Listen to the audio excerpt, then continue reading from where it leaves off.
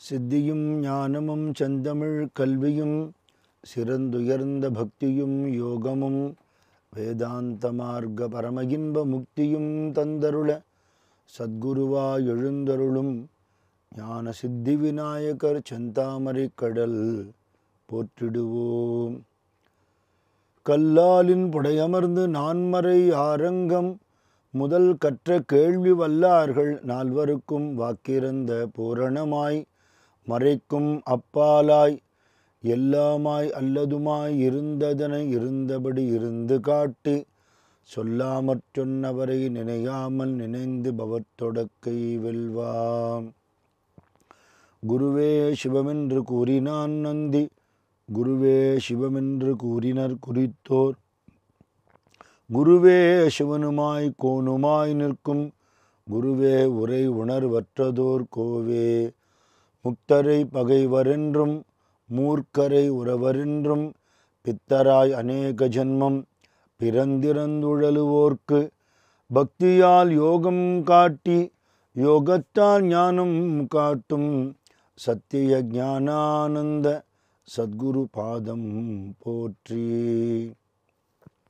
ஆலவாய் எண்ணல் செய்த அருட்பெருமாடலெல்லாம் கோலமாம் தமிழில் செப்பி குறைவிலா பக்தி செல்வம் ஞாலம் வாழ் மக்கள் பெற்று நலமுடன் வாழத் தந்த சீலனாம் பரஞ்சோதி செவ்வடி சென்னி வைப்பாம்.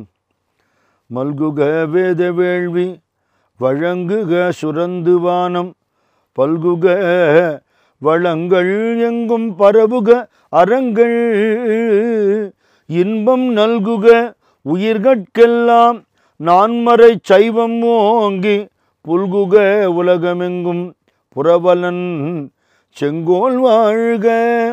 திங்களணி திரு ஆலவாய் எம்மண்ணல் திருவிளையாட்டு இவை அன்பு செய்து கேட்போர் சங்கநிதி பதுமநிதி செல்வம் ஓங்கி தகைமை தரு மகப்பெறுவர் பகையை வெல்வார்.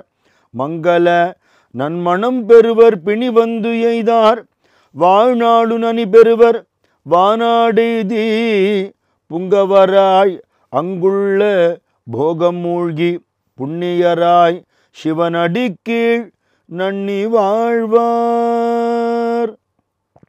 தென்னாடுடைய சிவனே போற்றி, எந்நாட்டவர்க்கும் இறைவா போற்றி. நம பார்வதி பதயே, ஹரஹர மகாதேவ.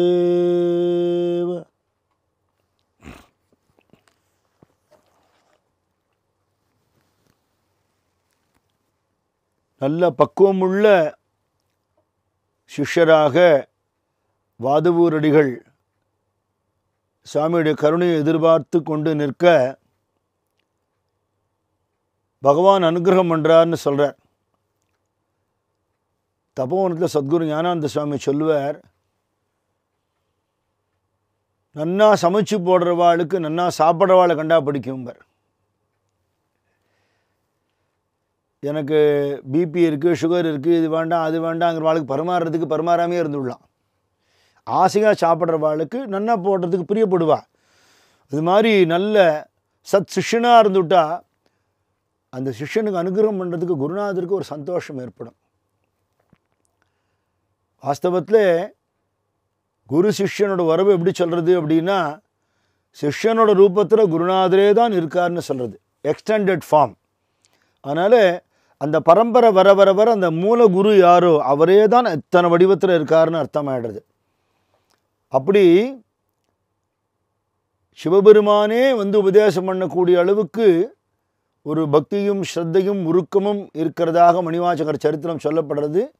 அடையாளத்துக்காக மாணிக்க வாசகர்னு சொல்கிறோமே தவிர அந்த பேர் இனிமே தான் சுவாமி அவர் கொடுக்க போகிறார். அது வந்து தீக்ஷா நாமம். அவர் தென்னவன் பிரம்மராயன்கிற வாதவூரடிகள். அரசியலில் அவருக்கு வாத ஊரார்னு பேர். இந்த ஊரை சேர்ந்தவாங்கிற ஒரு பேரில், திருவாதூர் தான் ஊருங்கிறதுனால அவருடைய பக்தியை தெரிஞ்சவா வாதவூர் அடிகள்னு சொல்லுவா. தென்னவன் பிரம்மராயனுங்கிறது ராஜாங்கத்தில் உள்ள பேர். மாணிக்க வாசகனுக்கு பேர் சுவாமி இனிமேல் கொடுக்க போகிறார். அவருக்கு பகவான் அனுகிரகம் பண்ணுற அந்த அருள் திறம்னு சொல்லக்கூடியதை சொல்கிறார்.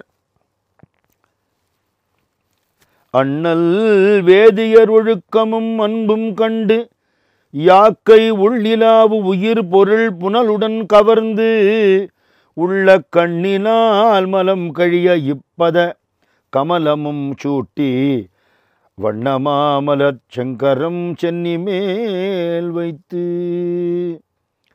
இவருடைய ஒழுக்கம் வேதியர் ஒழுக்கம்னு சொல்லிட்டார். எல்லா குலமுமே உயர்ந்தது தான். அந்தந்த குலத்துக்கு உண்டான கடமைகளை பண்ணும்போது எல்லோருக்கும் ஒரே அனுகிரகம் தான் கிடைக்கிறதுன்னு கீதையில் பகவான் சொல்கிறார். யாரையும் மட்டப்படுத்தி தாழ்த்திலாம் நம்ம தெய்வ மதம்னு சார் சொல்லுவார். நம்ம தெய்வ மதத்தில் சனாதன தர்மத்தில் அப்படி ஒரு வழக்கமே இல்லை. ஆனால் யார் யார் என்ன பண்ணணுங்கிறது அவாவோட சுபாவத்தை வச்சு நிர்ணயம் பண்ணியிருக்கிறதுனால சுபாவம் மாறுறது இல்லையோ. ஒரு குடும்பத்திலே ஒரே சுபாவம் எல்லாருக்கும் இருக்காது. ஒரு சொசைட்டியில் ஒரே மாதிரியான உள்ள ஆட்களை பார்க்க முடியாது. உருவம் மாறுபாடு தெரியறது, உள்ள மாறுபாடு தெரியல. சுபாவ மாறுதலுக்கு ஏற்றாப்பில் அவளுக்கு ஒர்க்கு அசைன் பண்ணப்பட்டிருக்கு. சொசைட்டி அதுக்கு ஏற்ற மாதிரி டிசைன் பண்ணப்பட்டிருக்கு. ஆனால் யாரும் மட்டம் இல்லை. இந்த வேதியர் ஒழுக்கம்னு சொல்கிறதுனால அவர் அரசியலில் இருந்தால் கூட ஆஃபீஸ் போயின்னு இருக்கேன் என்னால் அனுஷ்டானம் பண்ண முடியலன்னு சொல்கிற நம்மளெல்லாம் அதில் நினச்சிக்கணும். அவர் சீஃப் மினிஸ்டராக இருக்கிறவர், ரொம்ப வெரி பிஸி ஷெட்யூல். ராஜாட்ட இருந்துட்டு எந்த அளவுக்கு ராஜா அவரை மதிச்சுன்னு இருந்தான்னா தனக்கு சமமாக ராஜா நினைக்கிற அளவுக்கு இருந்தாராம். கோவிந்த தீட்சிதரை பற்றி அப்படி தான் சொல்கிறது. நாயக்க மன்னர்கள்லாம் பெரிய சிம்மாசனமாக பண்ணி பக்கத்தில் உட்காந்து வச்சுட்டு உங்கள் பர்மிஷனோட நான் உட்காந்துக்கிறேன்னு உட்கார்ற அளவுக்கு அவர் இருந்திருக்கார். அப்படின்னா அவள் ராஜ தர்மம் தெரிஞ்சவா, ராஜாவுக்கு சரியான ஆலோசனை சொல்லக்கூடியவா, யுத்த தர்மத்துலேருந்து எல்லாம் தெரிஞ்சவா, ஆனால் தன்னுடைய பிரம்மண்யத்துலேருந்து நழுவாதவா. அது முக்கியம். ஆனால் அந்தணர் ஒழுக்கம்ங்கிற வார்த்தை அவர் போட்டிருக்கார். துரோணரோட சரித்திரத்திலே அவர் பிராமணனாக பிறந்து வில்வித்தை கற்றுக் கொடுக்கலாம். எல்லா வித்தைகளுமே வேதத்துக்கு உட்பட்டது. ஆனால் அவராக யுத்தம் பண்ணுற மாதிரி ஆனதுக்கு அப்புறம் தான் அவர் வாழ்க்கை தசை மாறித்து. க்ஷத்ரியாளுக்கு கைட் பண்ணலாம். அவர் தன்னோட தர்மத்தை விட்டு அந்த தர்மத்துக்கு போகக்கூடாது. தன்னுடைய தர்மத்தை சொல்பமாக அபியாசம் பண்ணினாலும் அவனுக்கு க்ஷேமம் கிடைக்கும்னு கிருஷ்ணர் சொல்கிறார். அடுத்தவாரோட தர்மத்துக்குள்ளே பிரவேசிக்காதேங்கிறார். உன்னால் நன்னா பண்ண முடிஞ்சால் கூட உனக்கு அதனால் கெடுதல் வரும்னு சொல்கிறார். அப்படி அந்தணர் ஒழுக்கத்தில் இருந்து அந்த அனுஷ்டானத்தினால சித்த சுத்தி ஏற்பட்டு, சித்த சுத்தி அனுஷ்டானம் பண்ணாதான் ஏற்படும். சித்த சுத்திங்கிறது என்ன? ஒன்றும் இல்லை.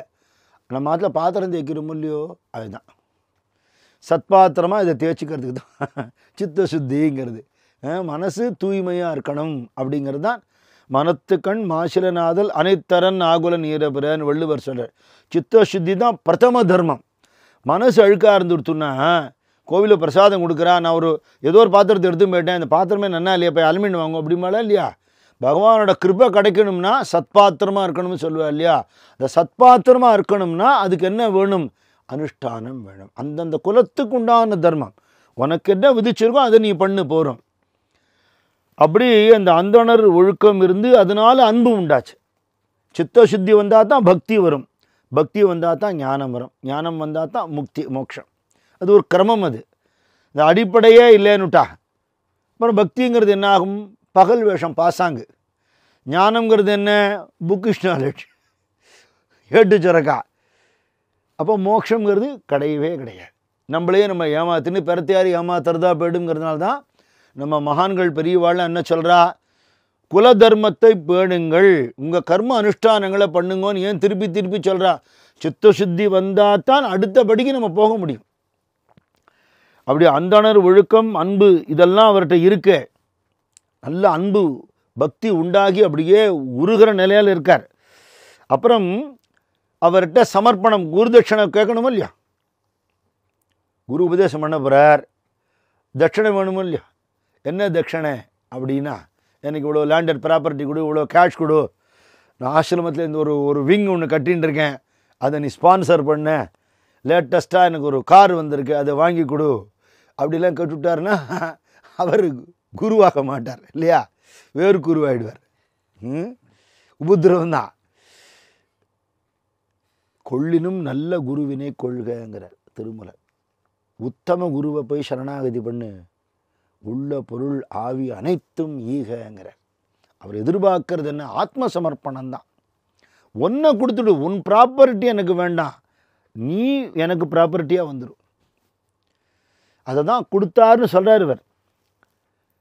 உள்நிலாவு உயிர் பொருள் புனலுடன் கவர்ந்து உள்ள கண்ணினால். புனலுடன் கவர்ந்து ஒருத்தருக்கு தானம் பண்ணுறேன்னா தீர்த்தம் விட்டு தானம் பண்ணணும்னு முறை இருக்கு இல்லையா? இவர் என்ன பண்ணினார்னா அழுதுண்டே கொடுத்தார். இதை விட என்ன தீர்த்தம் இருக்கு? பெரிய தீர்த்தம் இது இல்லையா? பகவான் என்ன ஆட்கொண்டுட்டாரே. சிவபெருமானை தான் நேராக பார்க்குறேன், குரு வடிவத்தில் உட்காந்துருக்காரு, சாட்சாத் பரமேஸ்வரனாக உட்காந்துருக்கார். எத்தனை வருஷமாக நான் சோமசுந்தரேஸ்வரரை தரிசனம் பண்ணியிருப்பேன், வாதவூரில் இருக்க சுவாமியை தரிசனம் பண்ணியிருப்பேன், ராஜாங்க வழியாக போகிற வர சிவன் கோயிலெல்லாம் போய் தரிசனம் பண்ணியிருப்பேன், எத்தனை கோலங்களில் சுவாமியை பார்த்துருப்பேன், புஸ்தகங்களில் ஆகமங்கள்லாம் படித்து வேத சாஸ்திரம் படித்து சுவாமியை பற்றி இப்படி ருத்ரத்தில் சொல்கிறது இப்படி வர்ணிக்கிறதேன்னு இப்படியெல்லாம் நான் உள் வாங்கிட்டு இருப்பேன், வீட்டில் இப்படியெல்லாம் பூஜை பண்ணியிருப்பேன், கோவிலில் சித்திரப்படங்களில் எப்படியெல்லாம் நான் சுவாமியை பார்த்துருப்பேன், உற்சவமூர்த்தியாக எப்படியெல்லாம் சுவாமி அலங்காரத்தை ரசிச்சிருப்பேன். இத்தனைக்கும் காரணமான மூல பரம்பொருள் கண்ணுக்கு நேர வந்து நிற்கிறது. நேர அப்படின்னுட்டா அந்த ஆனந்தத்தை வர்ணிக்க முடியுமா? அவருக்கு உள்நிலாவு உயிர் பொருள் புனலுடன், அப்படியே இவர் கொடுத்தாருங்கிற வேர்டு யூஸ் பண்ணாமல் புனலுடன் கவர்ந்துங்கிற, கொடுக்கறதுக்கு ஆள் இல்லை. குச்சேலர் அவள் எடுத்துன்னு போயிருக்கார், துவாரகையோட வைபவத்தை பார்த்த உடனே அதை கொடுக்கறதுக்கு பயம் வந்துடுச்சு. அல்லது கிருஷ்ணனுடைய சௌந்தரியமும் அவருடைய சௌலபியமும் அவரோட எளிமையும் அவரோட அழகும் பார்த்துட்டு அப்படியே தன்னை மறந்துவிட்டார். மன்னி அண்ணு கொடுத்து விட்டுருக்கான்னு கேட்குறார். மன்னி இருக்கிறதே நினைவில்லை, அப்புறம் மன்னி கொடுத்தது எப்படி நினைவு இருக்கும்? அப்போ என்ன பண்ணினார்னா, என்னமோ ஒரு முடிப்பு இருக்கு அப்படின்னு கவர்ந்து எடுத்து, ரொம்ப கடினமான அவள் நல்லா சாஃப்டாக சாப்பிட்றாப்பில் இல்லை, பாலில் ஊற வச்சு தேங்காயெல்லாம் துருவி போட்டு அப்படின்லாம் ஒன்றும் இல்லை. அந்த அவலை வந்து சாப்பிட்டுட்டு ஆஹா மதுரமாக இருக்கேன்னு சொல்லி துக்காராம் மகாராஜ் சொல்றார், துவாரகேச்சி அவகி சம்பத்தி கேவுனி உபா சக்கரபாணி திஷ்டத்தசேங்கிற. ஒருபடி அவளுக்காக துவாரகையில் இருக்கிற சம்பத்தெல்லாம் டிரான்ஸ்ஃபர் பண்ணினவன் எவனோ அவன் தாண்டா பண்டரிபுரத்தில் நிற்கிறான் அப்படிங்கிறார்.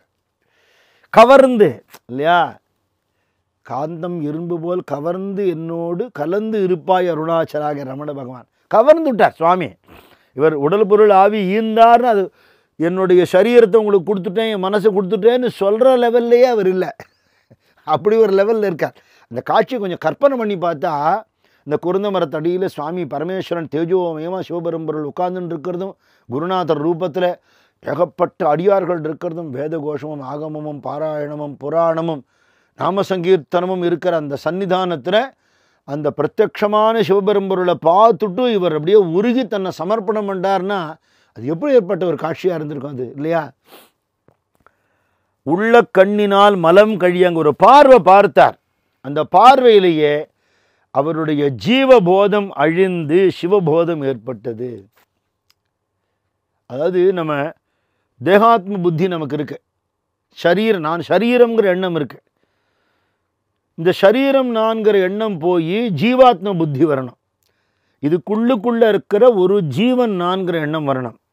அப்புறம் அந்த எண்ணமும் தாண்டி ஜீவன் சிவனாக மாறணும்னு சொல்கிறார்.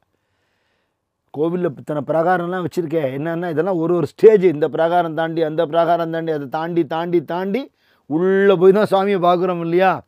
அப்படி இந்த தேகாத்ம புத்தி தேக அபிமானம் யாருக்கு போகிறதோ அவளுக்கு தான், அதாவது இந்த சைவ சித்தாந்தத்தில் பசுஜானம் பதிஜானம் பாசஜானம்னு மூணாக சொல்லுவாள். இந்த பாசஜானம்ங்கிறது லௌகீகத்தில் நமக்கு இருக்கக்கூடிய பந்தம், அதுலேயே நமக்கு நாட்டம். இன்றைக்கி இன்னும் பேங்க் பேலன்ஸ் எப்படி ஏற்றுறது, இன்னும் என்ன பண்ணலாம், இன்னும் என்ன பண்ணலாம், இன்னும் என்ன பண்ணலாம், எத்தனை வருஷத்துக்கு? அதுக்கு ஒரு ஏஜ் இல்லையா? வாஸ்தவத்தில் ஏஜ் இல்லை, எதுக்கு? பக்திக்கு, ஞானத்துக்கு. ஆனால் எத்தனை வயசானாலும் லௌகீகத்தை விடாமல் பிடிச்சுட்டே இருக்கோம்னுட்டா அது எவ்வளோ பெரிய ஆபத்து அது இல்லையா? ஆற்றை கடக்கிறதுக்கு கட்டையை பிடிச்சிக்கலான்னு முதலே பிடிச்சிருந்தவங்க அது என்ன போயிடும், அது அது நமக்கு டேஞ்சர் அது இல்லையா? ஒரு ஸ்டேஜில் நம்ம மாறணுங்கிறதுக்காக தான் நமக்கு சத்சங்க பாக்கியத்தை மகான்கள் சஜஸ்ட் பண்ணுறா. அது ஒன்று தான் நம்மளை நம்ம பிறந்ததுக்கான நிஜமான ஒரு ரீசன் என்னவோ பிறவி பயனும் அதை அடைய வைக்கும். இப்போ தேகாத்ம புத்தி போய் நான் ஒரு ஜீவன், நான் பாசஜானம் போய் பசுஜானம் வரணும். அப்புறம்தான் பதிஜானம் வரும். அந்த பசு வந்து எப்படி இருக்குது அப்படின்னா, முரட்டுத்தனமாக இருக்கிற மாடை வந்து ஒரு ரொம்ப ஷார்ட் டிஸ்டன்ஸுக்கு கட்டி வச்சுருப்பா. அதில் இருக்கிற புல் மட்டும் அதை சாப்பிடலாம். அது வேணும்னா ஆகாரம் கொடுப்பா, அவ்வளோதான். ஜாஸ்தி விடமாட்டா. சில சமயம் கழுத்துக்கும் காலுக்கும் கட்டி போட்ட மாடெல்லாம் நடந்து போக நம்ம ரோட்டில் பார்த்துருப்போம். ஒரு கழியை வேறு கட்டி விட்டுருப்பான். வேகமாக நடந்துன்னா டமால் தன் காலில் தானே இடிச்சிக்கிறாப்புல ஆகிடும். ஏன்னா அது சுபாவம், முரட்டு சுபாவம் இருந்ததுன்னா. அதே சாதுவாக இருக்குது அப்படின்னுட்டா அதுக்கு நல்ல லாங் ரோப்பு கொடுப்பா இல்லையா, சுதந்திரமாக விடுவா. அப்படி நம்ம குணங்கள் மாற மாற மாற இந்த பசுவானது பதியை அடையுங்கிற நிலைமை வரும். இந்த நிலைமையெல்லாம் மாறக்கூடிய நிலையில் அவர் இருக்கார். ஆணவம் கண்மம் மாயைங்கிறத தான் மும்மலம்னு சொல்கிறது. அகங்காரம்ங்கிறது இல்லாமையே இருக்காது, கொஞ்சமாக இருக்கும். அது அகங்கிற உணர்வாக, அகம் ஸ்பூர்த்தின்னு சொல்லக்கூடிய தன் உணர்வாக இருக்கலாம். தான்கிற ஆணவமாக மாறிடாத பார்த்துக்கணும் இல்லையா. அது மாதிரி கர்மாங்கிறது பண்ணணும். அந்த கர்மாவே கர்ம பந்தமாகறதுக்கு விடக்கூடாது. அப்படி விட்டுட்டா அது மலம்னு ஆகிடுறது. மாயைங்கிறதும் ஒரு அளவுக்கு எல்லாமே அளவு பண்ணுறா. சித்வானந்த சுவாமி இந்த விஷயத்தை ரொம்ப அழகாக டீல் பண்ணுறார் திருவாச்சகம் புஸ்தகத்தில். ஒரு தாயார் குழந்தை வயத்தில் கருவுற்று இருக்கான்னா, அந்த குழந்தை வயத்தில் இருந்து அவளோட உணவுலேருந்து தான் உணவு எடுத்துக்கொண்டு அவளோட ஒரு உடம்புக்குள்ளே 2 உயிராக வளர்ந்துட்டு இருக்கு. குழந்தை உண்டானது சந்தோஷம், குழந்தை வளர்ந்துட்டு இருக்கிறது சந்தோஷம். உரிய காலத்தை அந்த குழந்தை வெளியில் வந்துடணும். அந்த காலம் தாண்டி உள்ளே இருந்துவிட்டா அது டேஞ்சர் அப்படிங்கிறார் இல்லையா. அப்போ எது நமக்கு தேவையோ அதுவே தேவையில்லாத நிலை வருது. மலம்னு சொன்னாலே தேவையில்லாதது, வெளியேற வேண்டியதுன்னு அர்த்தம். அது எங்கேருந்து வந்தது? நமக்கு தேவைன்னு நினச்ச விஷயத்துலேருந்து தான் வந்தது இல்லையா. நான்கிற உணர்வு இருந்தால்தான் என்னால் கர்ம அனுஷ்டானங்கள் பண்ண முடியும், பக்தி பண்ணணும். சரீர பிரஜையே இல்லாதவன் எப்படி அனுஷ்டானம் பண்ணுவான், எப்படி பக்தி பண்ணுவான்? அந்த அளவுக்கு அது வேணும். சாப்பாட்டில் உப்பு போடுற அளவுக்கு இருக்கணும். உப்பையே சாப்பாட்டை சாப்பிட முடியாது இல்லையா. நம்மளை எலிவேட் பண்ணுறதுக்கு கர்மா வச்சுக்கணும். அப்புறம் என்ன, நைஷ்கர்மிய சித்தின்னு சொல்லி மகாபரிவா சொல்கிறார். சுரேஸ்வராச்சாரியரை பற்றி சொல்கிறத, எவ்வளவு கர்மா பண்ணி மண்டன மிஸ்ரராக இருந்தாரோ கர்மாக்களை விட்டு சுரேஸ்வராச்சாரியார் ஆகிட்டார்னு சொல்கிறார். அப்படி ஒரு கிரந்தம் அவரே பண்ணியிருக்காராம். அதை விட்டால் தான் மேல் நிலைக்கு போக முடியும். அதுமாதிரி கர்மாவும் ஒரு கட்டத்தில் விட்டுடுறா. கட்டடம் கட்டுறது சாரம் கட்டுவா. எதுக்கு? கட்டடம் சௌரியமாக கட்டுறதுக்காக. அப்புறம் என்ன, இந்த சாரம் இல்லைன்னா கட்டடமே கட்டியிருக்க முடியாது சார், அதனால் இது இப்படியே இருக்கணும், பர்மனெண்ட்டாக நேராக வச்சுக்க முடியுமா? இட் ஷுட் பி ரிமூவ்டு இல்லையா. எதுவுமே ஒரு காலகட்டம் வரலாம், அதுக்கப்புறம் அதுவே அதுக்கு பர்டனாக போயிடும். அதை தான் அந்த மலம்ங்கிற வார்த்தையில் சித்வானந்த சுவாமி சொல்கிறார். ஆணவமோ கர்மமோ மாயையும் அப்படி தான். மாயை கூட எப்படின்னா, இந்த மாயை இருக்கிறதுனால தான் சுவாமிகிட்டேருந்து செப்பரேட்டடாக நான் என்னை நினைக்கிறதுனால என்னால் பக்தி பண்ண முடிகிறது. அப்போயே தீட்சிதர் சொல்கிறார், போன ஜென்மாவில் நான் உன்னை பக்தி பண்ணலை, எப்படி தெரியறதுன்னா, ஏதோ இந்த ஜென்மம் எடுத்துவிட்டேன் அதனால தெரிகிறது. இந்த ஜென்மாவில் பக்தி பண்ணுற பாக்கியம் கிடச்சிருக்கு, அதனால் என்ன தெரிகிறது, அடுத்த ஜென்மாவில் பக்தி பண்ண போகிறது இல்லை, ஏன்னா எனக்கு ஜென்மாவே கிடையாது. அந்த மாயைங்கிற ஒரு டிவிஷனும் வேணும், அப்போ தான் பக்தி பண்ண முடியும். துக்காராம் மகாராஜ் சொல்கிறார், நான் உன்னோட கலக்க விரும்பலை பாண்டுரங்கா, உன்னை பக்தி பண்ணுற தாசனாக இருக்க விரும்புகிறேங்கிறார். அது ஒரு நிலையாக இருக்கலாம், உயர்ந்த நிலை, அத்வைத்த நிலை. ஆனால் அதில் தழைச்சிட்டு வெளியில் வர விரும்புகிறேன், அதுலேயே இருக்க விரும்பலை, ஏன்னா ஒன்றை அனுபவிக்க முடியாதே அப்படிங்கிற. அப்போது இந்த ஆணவம் கண்மம் மாயைங்கிறது லௌகீக விஷயத்தில் முழு கெடுதல். அகங்காரங்கிறது கெடுதல். ஆனால் சரீர அபிமானம் இருந்தால் தான் சில காரியங்களை பண்ண முடியும். சில கர்மாக்கள் பண்ணணும் விதிச்சிருக்கு, அந்த கர்மாக்களை பண்ணணும். படாதுங்கிற கர்மா பண்ணக்கூடாது. அப்புறம் என்ன, கர்மாலேயே கடைசி மட்டும் மாட்டின்னு இருக்கக்கூடாது, அதுலேருந்து வெளியில் வந்தாகணும். தானே அந்த எலிவேஷன் வந்துடும். அதுமாதிரி இந்த மாயைங்கிறதும் ஒரு கட்டத்தில் விலகிடும். அது பரமஹம்சர் அழகாக சொல்லுவார், பாம்போட விஷம் பாம்புக்கு ஒன்றும் பண்ணாதும்பர். அதோட பல்லில் தான் விஷம் இருக்க, அது கடிச்சு தான் நம்ம செத்து போயிடுவான். அந்த விஷம் அதை ஒன்றும் பண்ணாது. அது மாதிரி மாயைங்கிறது நமக்கு விஷம், மகான்களுக்கோ பகவானுக்கோ அப்படின்னா அவருக்கு ஒரு பூஷணம், அவர் அது ஒன்றும் பண்ணாது. அப்படி மும்மலங்கள் கழியும்படியாக பண்ணி, பேற்றை தவம் சற்றும் இல்லாத என்னை இப்பிரபஞ்சம் என்னும் சேற்றை கழிய வழி விட்டவாங்கிற அருணகிரிநாதர். உடம்பெல்லாம் சேறு புசின்னு குழந்தை வந்துடுத்து அப்படின்னா தோட்டத்துலேருந்து பைப் எடுத்து புஷ்ஷுன்னு மேலே தண்ணி அடிக்கிறாப்பில் பகவானோட கருணா பிரவாகத்தினால அவருடைய அருள் நோக்கினால இவருடைய மலமானது கழிந்து தன்னுடைய திருவடி கமலத்தை சூட்டி முதல் தரிசனமே அப்பேற்பட்ட தரிசனம். கிட்டையும் கூப்பிட்டு தன்னுடைய திருவடிகளை அவர் சிரசு மேலே வச்சார். அப்பேற்பட்ட பாக்கியம் அது இல்லையா? இப்பத கமலமும் சூட்டி வண்ணமாமலர் செங்கரம் சென்னி மேல் வையா. திருவடி வச்சு அனுகிரகம் பண்ணினார். தரிசன ஆனந்தமே தாங்கலை, கண்ணால் பார்த்த குழுமையே தாங்கலை, திருவடி வேற தலையில் வச்சு விட்டார். அதுக்கப்புறம் என்ன, தலையிலையும் கை வச்சு அனுகிரகம் பண்ணி எழுந்திருப்பா அப்படின்னு சொல்கிறாராம். அன்றே என்றாவியும் உடலும் உடைமை எல்லாமும் குன்றே அணையா என்னை ஆட்கொண்ட போதே கொண்டிலையோ. அந்த வெரி டேட் அன்னைக்கு நான் என்னது என் உடமைன்னு என்னென்னலாம் இருக்கோ அவ்வளவும் மலையே வடிவமான நீ என்னை ஆட்கொண்ட போதே எடுத்துட்டேயே கொண்டிலையோ, எடுத்துட்டியா இல்லையா அப்படிங்கிறார் அவர். இன்று ஓர் இடையூறு எனக்குண்டோ, இனிமே என் வாழ்க்கையில் கஷ்டங்கிறது எப்படி எனக்கு ஏற்படும்? உன்னோட ப்ராப்பர்ட்டி நீ பார்த்துக்கோ, எனக்கு சம்பந்தம் இல்லை. என் தோள் முக்கண் எம்மானே நன்றே செய்வாய் பிழை செய்வாய் நானும் இதற்கு நாயகமே. இனிமேல் நல்லது நடக்கட்டும் கெட்டது நடக்கட்டும், புண்ணியம் பாவம் நிஜம் பொய் நல்லது கெட்டது எதுவுமே எனக்கு தெரியாது இல்லையா? நான் எப்படி ஆகிட்டேன், சினிமாவில் நடிச்சுட்டு இருந்த ஆள் இப்போ நான் ஸ்க்ரீனாக போயிட்டேன். என் மேலே படம் ஓடுறது, அதில் மழை பெஞ்சா என்ன, வெயில் அடித்தா என்ன, நெருப்பு பற்றி எறிஞ்சானே, வெடிகுண்டு போட்டானே என்ன அஃபெக்ட் பண்ணாது இல்லையா? நான் சாட்சி பாவத்துக்கு போயிட்டேன் உன் கருணையால். அதனால் எனக்கு ஒன்றும் பாதிக்க போகிறதில்லை.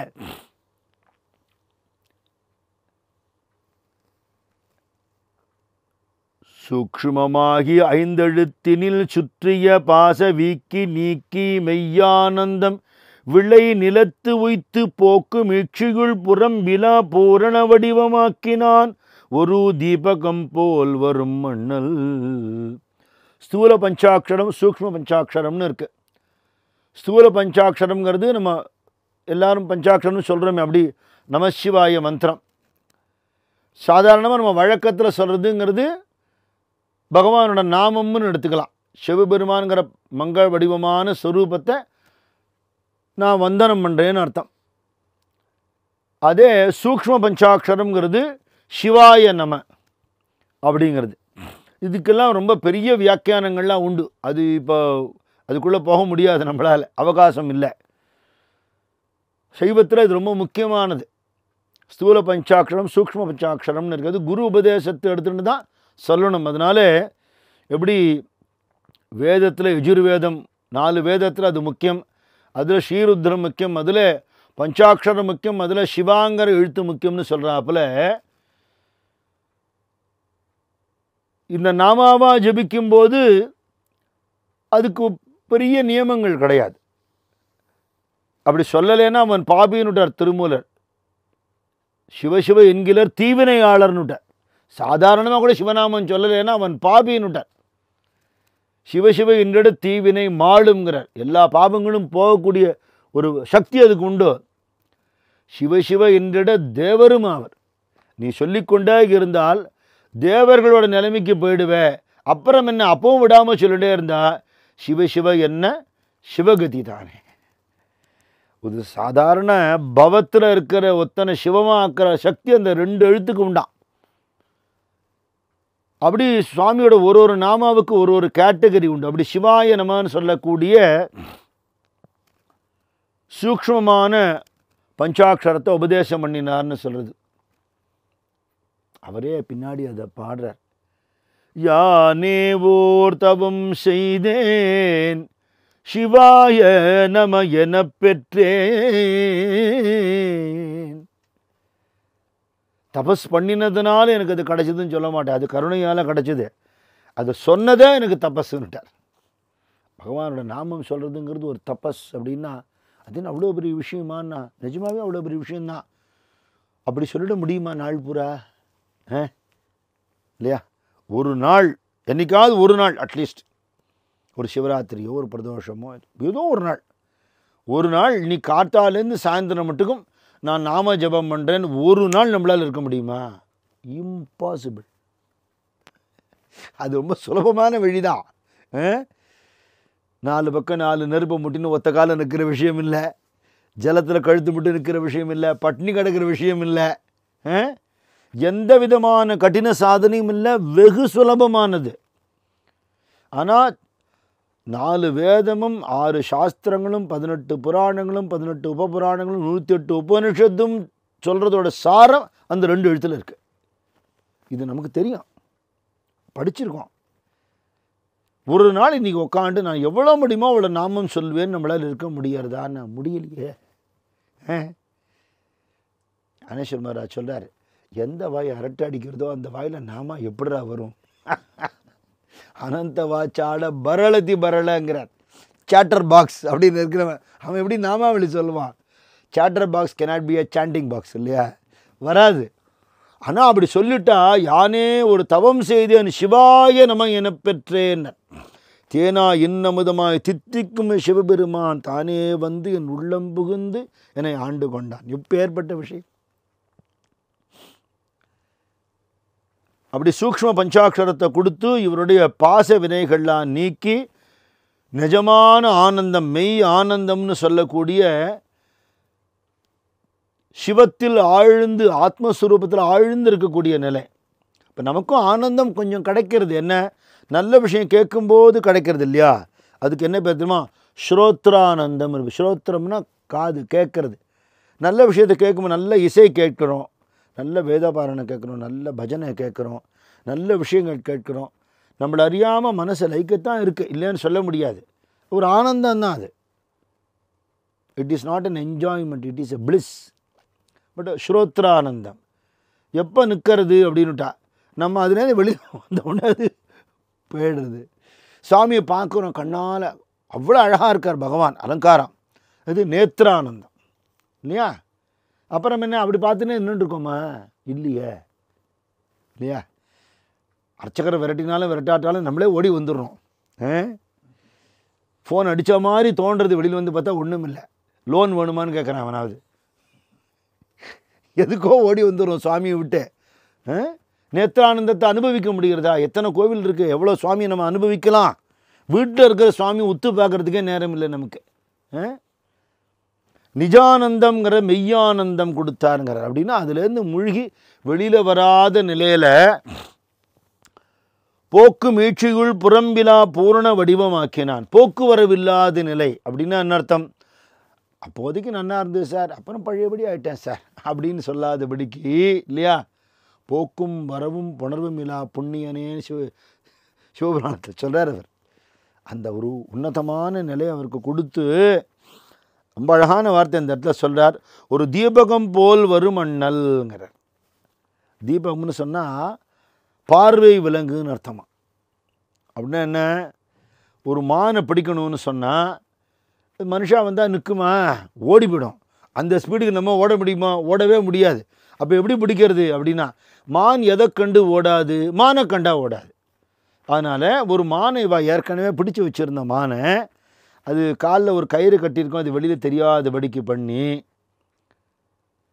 அதுக்கு கொஞ்சம் முன்னாடி ஒரு குழியை வெட்டி அதில் புல்லெல்லாம் போட்டு மூடி வச்சு இந்த மானை விட்டுட்டி வாழ ஒளிஞ்சுருவாளாம். அதுக்கு பார்வை விலங்குன்னு பேர்.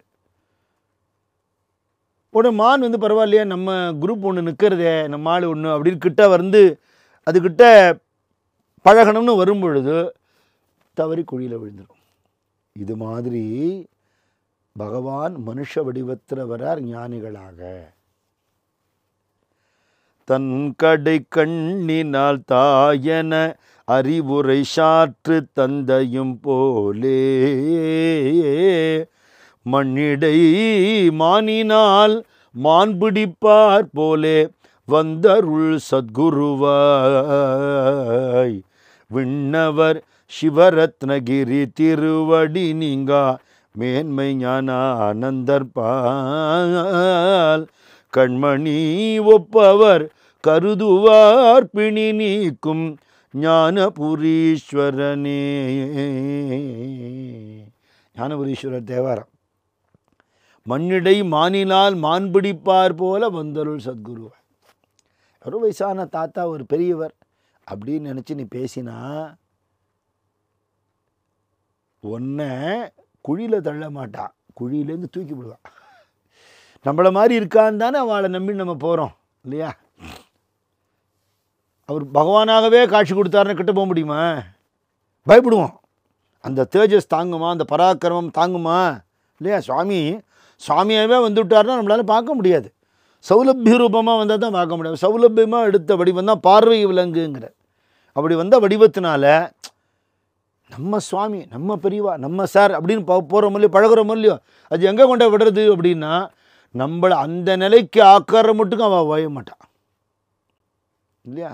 அப்படி ஆக்கிட்டு நீ என்னை சாதாரணமாக நினச்சிட்ட இல்லையா, நான் யாருன்னு காட்டிட்டேன் பாரு உனக்கு அப்படின்னு அவன் அனுக்கிற மண்ணிடுவா. அப்படி பார்வை விலங்கு போல வரும் அண்ணல்னு ஒரு அழகான வார்த்தை சொல்கிறார் பரஞ்சோதி முனிவர்.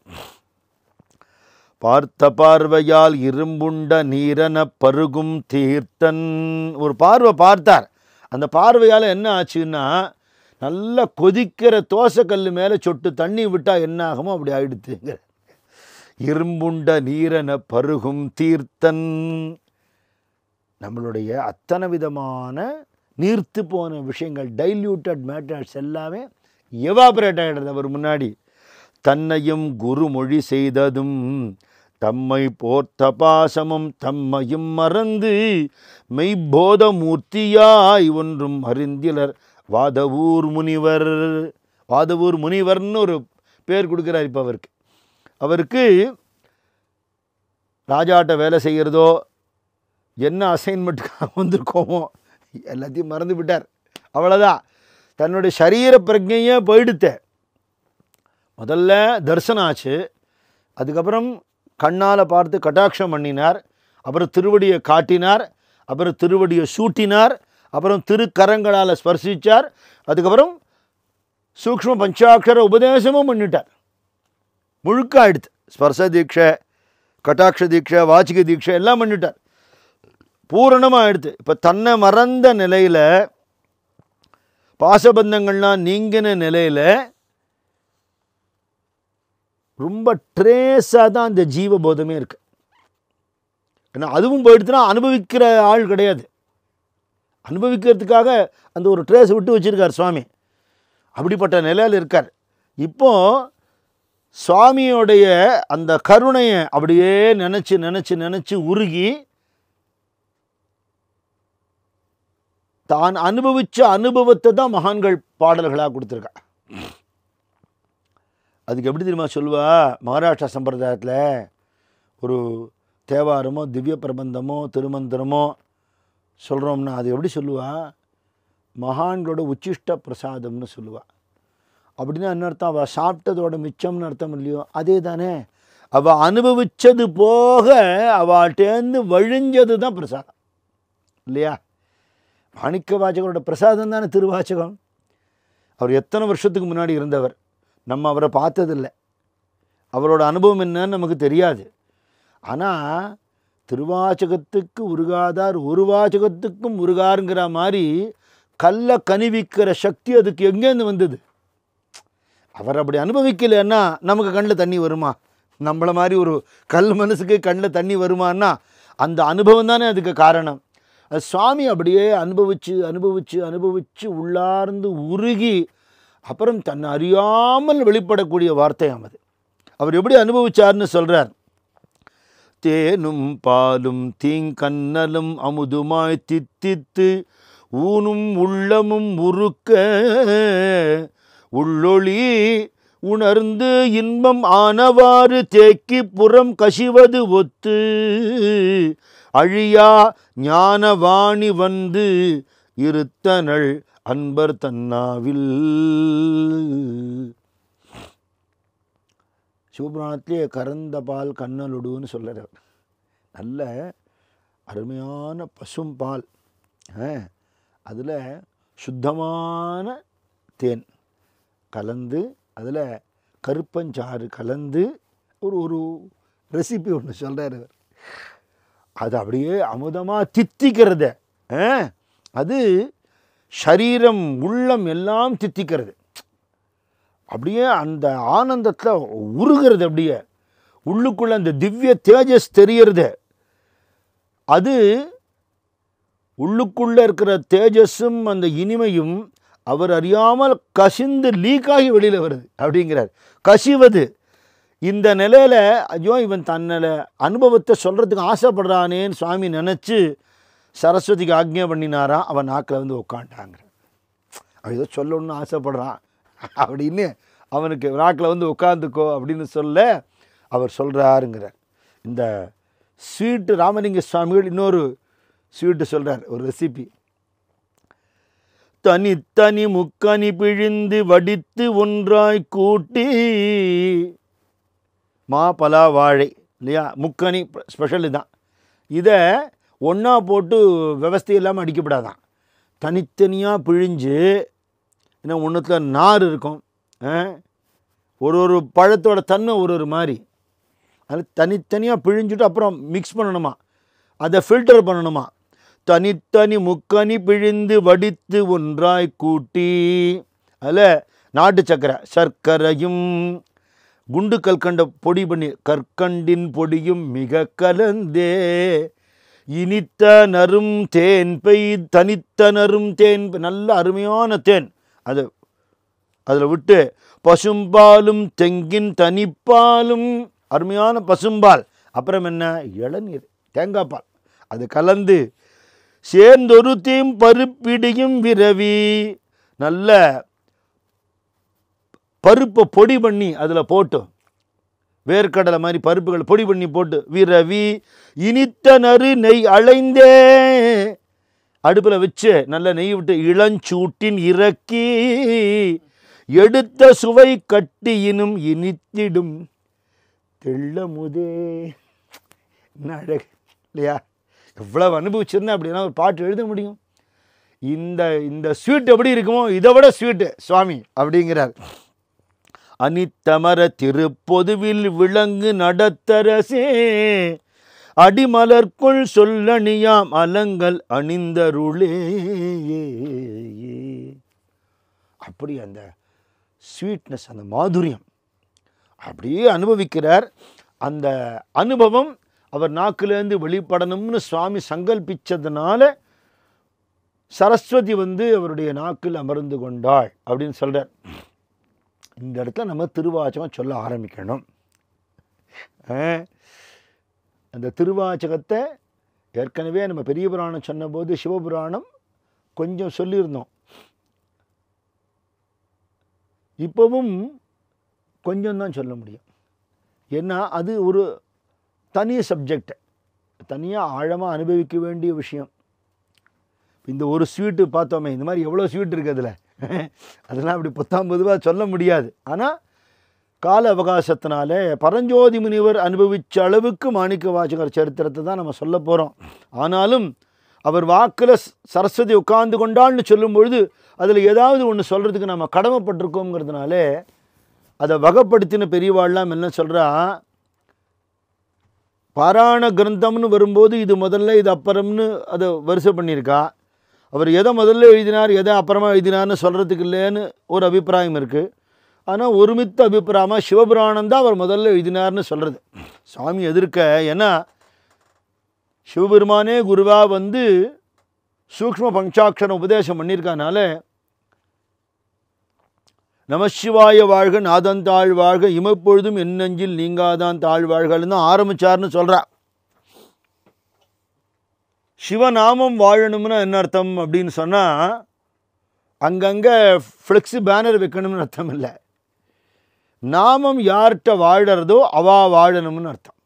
வேதம் வாழணும்னா என்ன அர்த்தம், வேதோ ரக்ஷதி ரக்ஷிதா தர்மோ ரக்ஷதி ரக்ஷிதான்னு சொன்னால் வேதத்தை நல்லா ஃபஸ்ட் கிளாஸாக புக்கு பிரிண்ட் பண்ணி லைப்ரரியில் வச்சு நப்திலின் பால்ஸ் போடணும்னு அர்த்தம் இல்லை.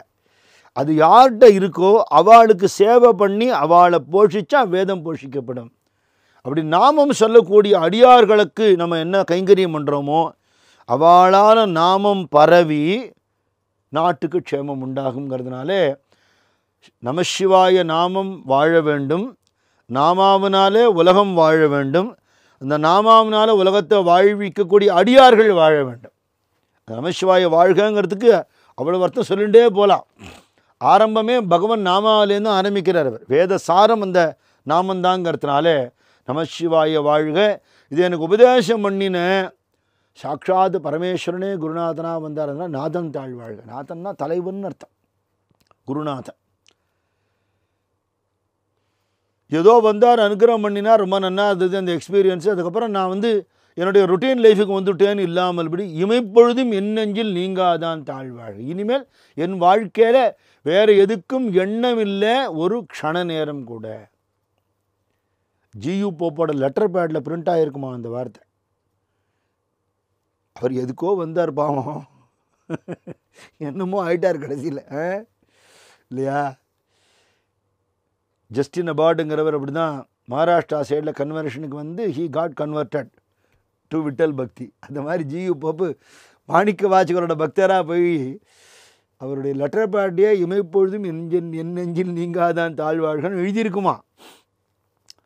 அந்த மாதிரி அதோடைய தன்மை அப்பேற்பட்டது. ஒரு அந்நிய தேசத்தில் அந்நிய பாஷை பேசக்கூடிய அந்நிய மதத்தை சேர்ந்த ஒரு மனுஷனை இழுக்கக்கூடியதுன்னா எந்நாட்டவர்க்கும் இறைவா போற்றிங்கிறது சத்தியமாக எடுத்து இல்லையோ. அதில் அந்த நாம ஸ்மரணையில் இருக்கிறவா ஒரு க்ஷணம் கூட பகவான் அவரோட திருநாமத்தை மறக்க மாட்டா.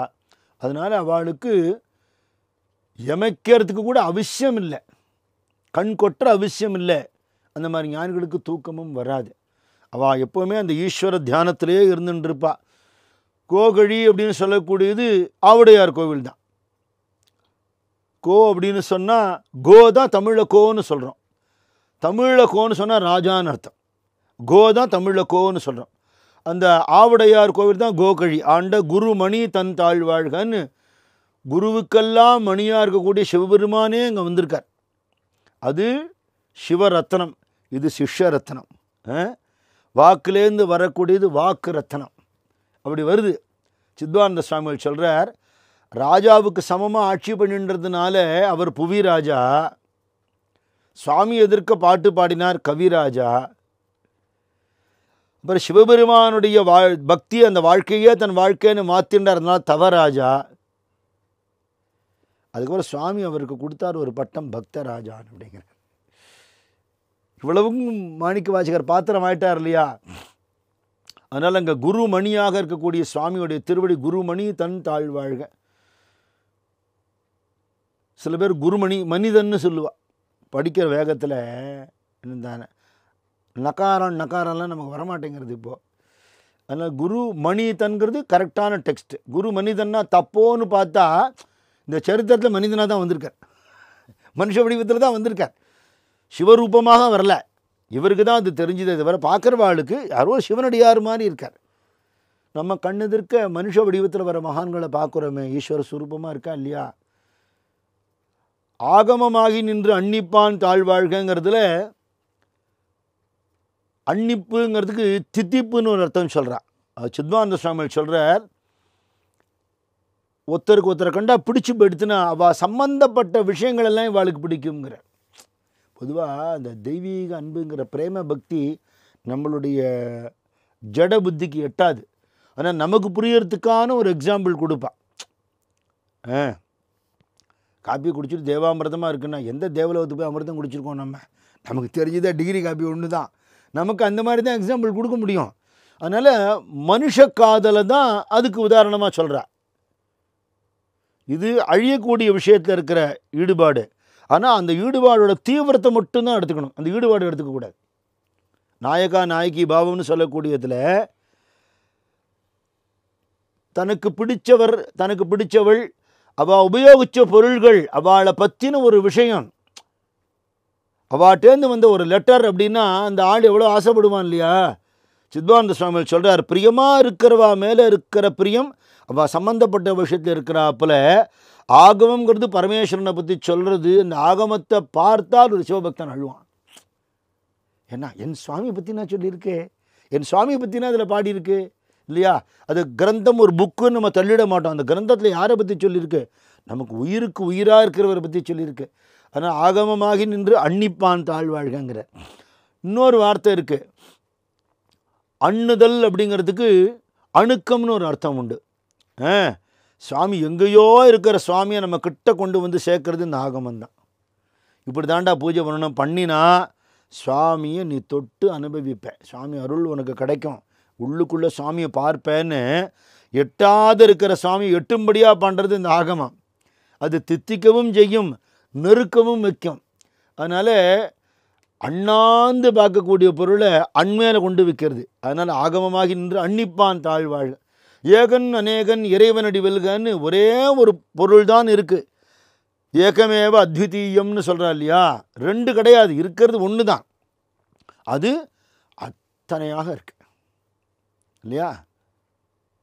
ஒரே ஒரு விதையிலேருந்து ஒரு மரம் வந்து அதுலேருந்து நிறைய பழங்கள் வந்து ஒரு பெரிய தோப்பு உண்டாராப்பில் ஒன்றாய் எறும்பி பலவாய் விருந்துன்னு அபிராமி பட்டர் சொல்கிறார். நமோ ஆதி பீஜாய அப்படின்னு கஜேந்திர ஸ்துதியில் வரும். முதல் விதைங்கிறது யார்? சுவாமி தான். வித்தும் அவர் தான், விளைவும் அவர் தான். இது அவ்வளவுமே அவரோட வடிவமாக தான் இருக்கு. இது எப்போ புரியும் அப்படின்னா, குரு கிருபையினால் ஞானம் கிடச்சிருச்சுன்னா அந்நியத்த வஸ்துவே கிடையாது, எல்லாமே ஒன்றுன்னு தெரிஞ்சு போயிடும். அது தெரிகிற மட்டுக்கும் அநேகனாக தெரியறது இல்லையா? தப்பு இல்லை.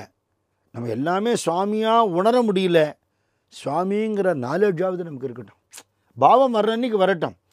அப்படி ஏகனாக அநேகனாக இருக்கான்ங்கிற எண்ணம் வந்துடுத்துனா பேத புத்தி நம்மளை விட்டு போயிடும். அப்பேற்பட்ட இறைவன் அடி வெல்க, வேகம் கெடுத்தாண்ட வேந்தன் அடி வெல்கங்கிறார். உலகத்தில் இது வேணும் அது வேணுங்கிற ஒரு உத்வேகம் இருக்குது, ஒரு வெறி இருக்குது வாழ்க்கையில். எதையாவது சாதிக்கணும்னு நினைக்கிறான், சாதனைக்கு பல வேதனை தான் கிடைக்கிறது இல்லையா? அந்த வேகம்ங்கிறது அடங்கணும் அப்படிங்கிறதுனால தான் ரோட்லேயே தாறுமாறாக காட்டுத்தனமாக வண்டி போகப்படாதுன்னு தான் ஸ்பீட் பிரேக்கர்லாம் வைக்கிறா. வாழ்க்கையில் பகவான் அப்பப்போ நமக்கு சில செட்பேக் உண்டாக்குறார். எதுக்குன்னு, டே நீ நினைக்கிறாப்பில் எல்லாம் நடக்காதுடா, உனக்கு மேலே என்னோட பிளான் ஒன்று இருக்குது அப்படி சுவாமி காட்டுறார். அப்படி வரும்போது கொஞ்சம் நிதானிச்சு பகவானோட கிருப்பையை நினச்சிக்கணும். சரி நடந்துதான், உன் செயல் நடக்கலையா, உன் செயல் அப்பா என்ன பண்ணுறியோ நீ பண்ணு அப்படின்னுட்டா அந்த சரண்டர் நமக்கு பூரணமாக வந்துவிடும். அதுக்கு தான் வேகம் தடுத்து ஆண்டு. இவர் குதிரை வாங்க போகிறவரை வேகம் தடுத்துட்டார் இல்லையா?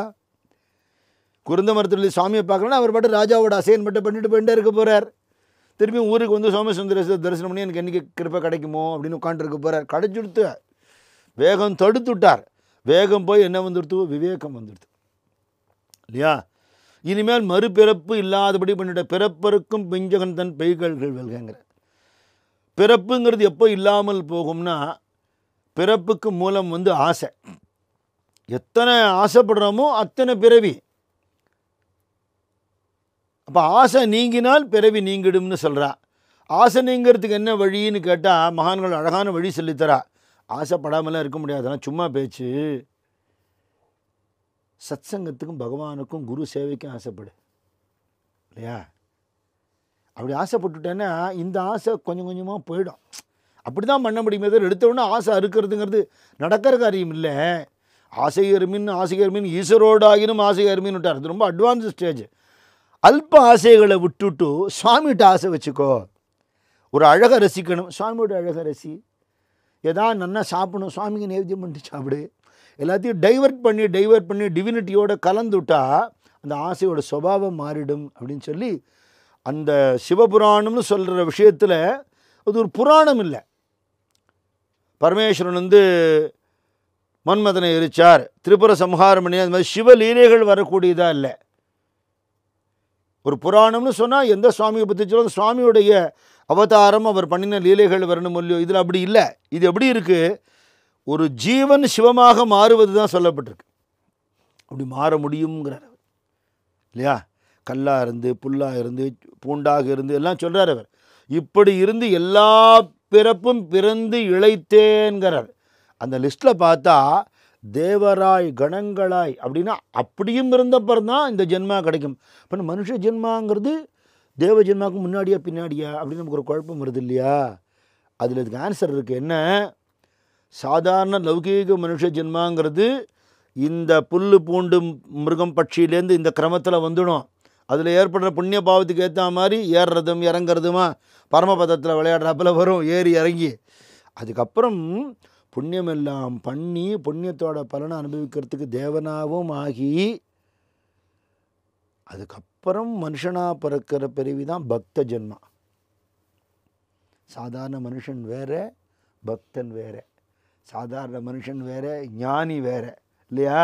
அது திவ்ய தனுன்னு சொல்லக்கூடிய தெய்வீக திருவுடல் திருமேனி. அப்படின்னா அந்த பிறவி எடுக்கும்போது தான் சாமியோட கலக்க முடியும். எல்லா பிறப்பும் பிறந்து இழைத்தேன்கிறார். உன் பொன்னடிகள் கண்டு இன்று வீடுற்றேன்கிறார். எதை அடையணுமோ அதை அடைஞ்சுட்டேன் அப்படின்னு சொல்லி ரொம்ப அதி அற்புதமான ஒரு ஸ்தோத்திரம் சிவபுராணம் நித்திய பாராயணம் பண்ண வேண்டியது.